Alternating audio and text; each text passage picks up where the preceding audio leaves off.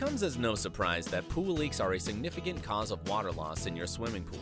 What may surprise you, though, is that while leaks are a major cause of water loss, they aren't the #1 cause. That can be contributed to water evaporation. You can lose up to a half to 3/4 of an inch of water a day or more due to evaporation.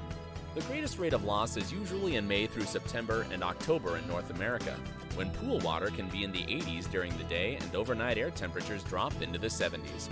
Since this is the #1 cause for water loss, let's take a look at possible reasons why this may be happening. Evaporation occurs each time your pool is exposed to wind or air on the surface. The pool loses more heat at night and it turns into vapor. There are ways to help combat massive loss. The best way to prevent evaporation is as easy as using a pool or spa cover. Pool covers can reduce evaporation by up to 95% and therefore keep heat inside your pool. Water features like waterfalls and jets should be off when not in use.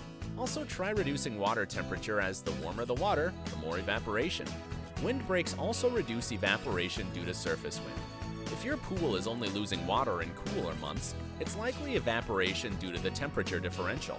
For in-depth statistics and rates, visit our website at www.troublefreepool.com for more information.